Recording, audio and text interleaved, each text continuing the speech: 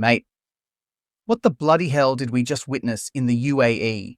You ever watch something so bizarre, so far removed from what you expected, that you actually sit back and go, wait, is this real? That was the global reaction when Donald Trump rocked up in the United Arab Emirates and got greeted with what looked like a possessed shampoo commercial gone rogue. No joke, the welcome wasn't all pomp, prayer, and diplomacy. Nah, it was a full-blown tribal hair-flipping dance by a group of Emirati women, and it set the whole internet ablaze. Before we dive into this Trump in UAE drama, where 20 Emirati women dance for him, mosques close, and Muslims worldwide ask, what even is this? Smash that like button like you're flipping your hair at hypocrisy. Subscribe if you're tired of leaders selling culture for clout. And grab the Promise Never Delivered Truth tee. Link in the description. Now, before you jump in and say, it's just culture, bro, let me stop you right there. Because this wasn't your average cultural welcome. This was something straight out of a haunted dream, or a music video shot in the middle of a sandstorm, depending on how cooked you are. 20 to 30 women, dressed in traditional gear, flipping their hair in eerie unison like they're summoning jinns or casting spells.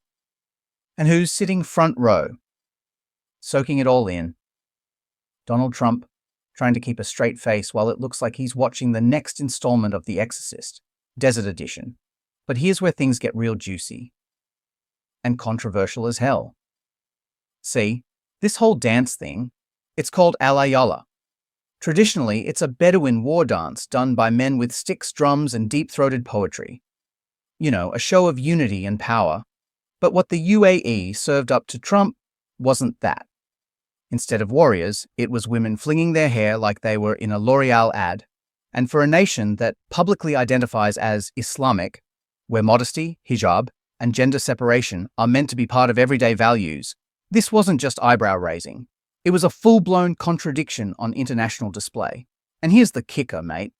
These same leaders who harp on about Islamic values rolled out the red carpet, shut down the Sheikh Zayed Grand Mosque, yep, the holiest site in Abu Dhabi, just so Trump could peacefully stroll through it without hearing a single call to prayer or seeing a single person in sujud. A mosque emptied. For a photo op, not to share the beauty of Islamic worship. Not to show how prayer fills the heart with peace. Nah. Just for the optics. So Trump could take in the architecture, not the actual essence of Islam. Let that sink in. While Trump's dodging falling hair strands and pretending not to blink in confusion, Muslims around the world are going, what on earth is this circus? I mean, seriously, if you wanted to show your culture, couldn't you have taken the bloke to a Quran class? Or had a group of young lads reciting hadiths with pride? Nah. Instead, it's glitter, music, and a dance routine that looked more like a pagan ritual than a Muslim nation's dignified welcome. And it's not just Muslims scratching their heads.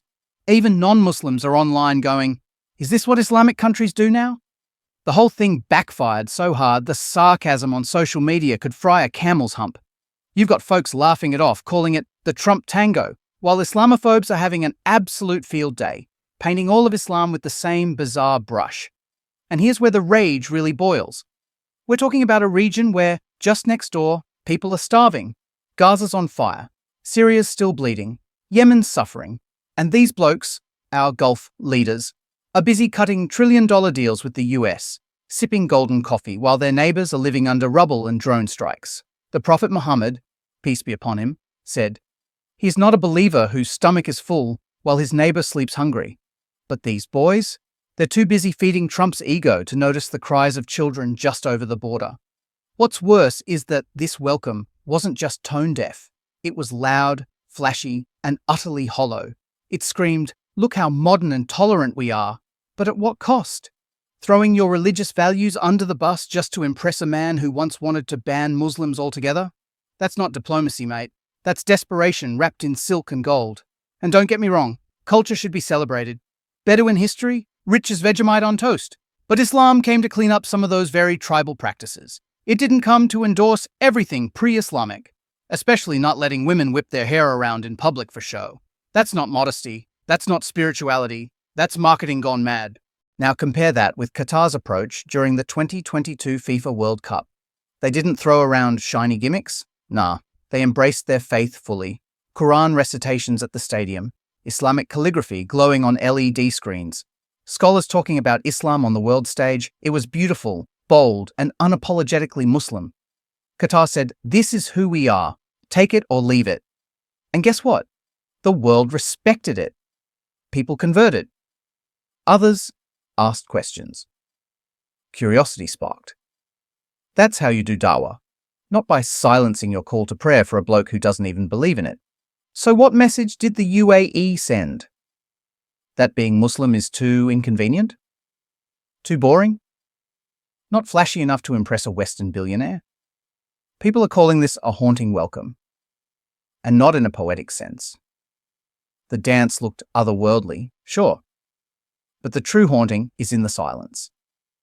The silence of the mosque, the silence of conscience, the silence of leaders who watch their own values get washed away in a sea of hairspray and hollow rituals. And let's not forget the aftermath. The video's gone viral. The internet is tearing it apart.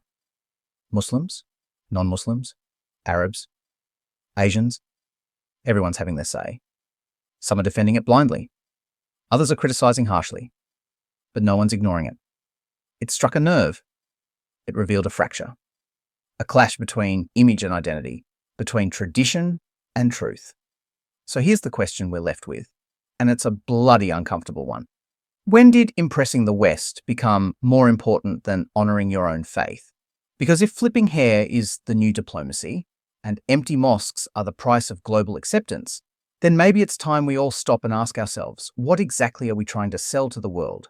And more importantly, who the hell are we becoming? If this rattled your cage, if you're sitting there fuming or confused or just flat out shocked, smash that like button, drop your thoughts in the comments, and don't forget to subscribe, because we've got a lot more truths to unpack. And trust me, it's only going to get spicier from here. And check out the merch, Promise Never Delivered Truth. Stay sharp, legends. Don't let the show blind you.